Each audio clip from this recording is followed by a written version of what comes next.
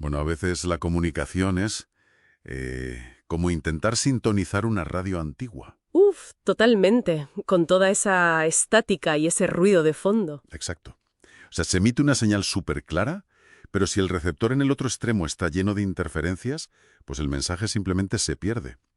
Y en la inmersión profunda de hoy vamos a analizar un documento histórico titulado Lección 1, Amor Eterno. Que plantea una idea fascinante sobre esta dinámica, la verdad. Yo estoy muy intrigada por ver esto. Sí, porque la premisa es ¿qué pasa si el emisor de esa señal divina se niega a rendirse? Incluso cuando la humanidad, pues apaga el receptor deliberadamente. Y nuestra misión aquí es explorar todo esto desde una perspectiva puramente analítica y neutral, claro. Ver cómo este texto describe esta relación milenaria, sin tomar partido. Factores externos incontrolables, como suele pasar, apuntan directamente a la apatía y a la autosuficiencia humana. Que es algo muy humano, desde luego. Y para ilustrarlo, el texto se apoya en el libro del Apocalipsis. Concretamente, en el capítulo 3. El versículo 21, exacto. Ese que habla de la promesa de compartir un trono para quien venza. Pero, a ver, al leer ese pasaje sobre vencer, me dio la sensación de que el documento no lo plantea como un simple reproche desde arriba. No, ¿qué va? Más bien presenta a la figura de Jesús no desde la distancia, sino desde una empatía tremenda. O sea, argumenta que por haber superado él mismo las pruebas de la condición humana, pues entiende perfectamente esa tendencia nuestra al aislamiento. Y esa es una distinción fundamental en la fuente. Subraya que la respuesta divina ante esa apatía inicial no es la indiferencia ni el abandono. Es como si una persona aísla sus comunicaciones por puro orgullo y la otra parte, en lugar de pasar del tema, organiza un rescate activo. Eso es. Ofrece ayuda constante frente al arrepentimiento. El texto sugiere que quien emite la señal comprende las interferencias del orgullo mucho mejor que el propio receptor.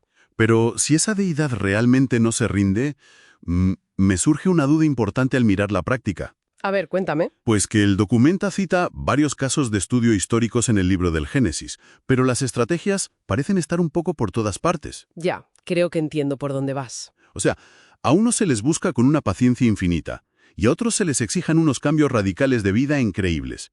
¿No pinta esto a una figura un poco inconstante o errática? Pues podría parecerlo, sí. Si lo leemos simplemente como una lista cronológica, claro que sí. Pero el texto revela una mecánica fascinante de psicología adaptativa. Vale, o sea que no hay inconsistencia, sino más bien adaptación al usuario. Hay una personalización extrema, exacto. Pensemos en los contrastes del propio Génesis.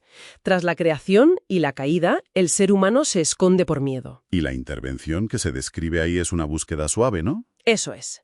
En cambio, con Abraham el enfoque es totalmente disruptivo. O sea, se le exige abandonar su tierra y salir de su zona de confort por completo. Ah, claro, claro. Al asustado se le consuela para no alejarlo más, pero al que está demasiado cómodo en su rutina, se le empuja a la acción. Precisamente.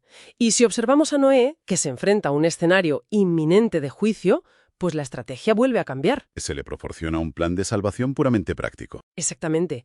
El documento enmarca estas interacciones no como leyes religiosas inflexibles, sino como intervenciones a medida, calibradas según el estado de cada persona.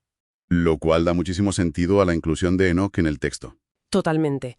A Enoc se le describe teniendo una comunión diaria tan íntima que, según la fuente, trasciende la propia muerte. Que al principio me parecía un detalle sobrenatural un poco aislado, la verdad. Pero viendo esta adaptación estratégica, supongo que funciona como la ilustración del objetivo final, ¿verdad? Funciona como el modelo ideal dentro de esta narrativa. Es la prueba de concepto, por así decirlo. O sea que Enoc ilustra que la meta de todas estas estrategias es lograr una conexión constante. Una conexión tan del día a día que acaba anulando cualquier barrera física o existencial, ¿sí? Vale, o sea que el fin último, independientemente de si el método es consolar o exigir, siempre es la proximidad. Eso es. De hecho, el texto cita a Jeremías 31, hablando de atraer con bondad y amor eterno. Lo que parece desmontar por completo la idea de que la lejanía sea culpa de una falta de interés divino. Claro, porque el argumento central del documento es que el silencio en la línea rara vez proviene de la antena emisora. La barrera es siempre una construcción humana. Ya veo.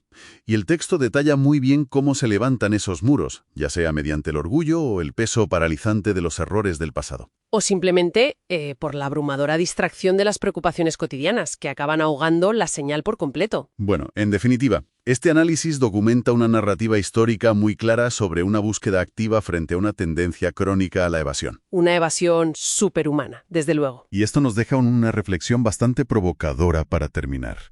Porque si, según esta fuente antigua, el orgullo y la simple distracción por la rutina son suficientes para sabotear una conexión a nivel divino, pues cabe preguntarse algo clave.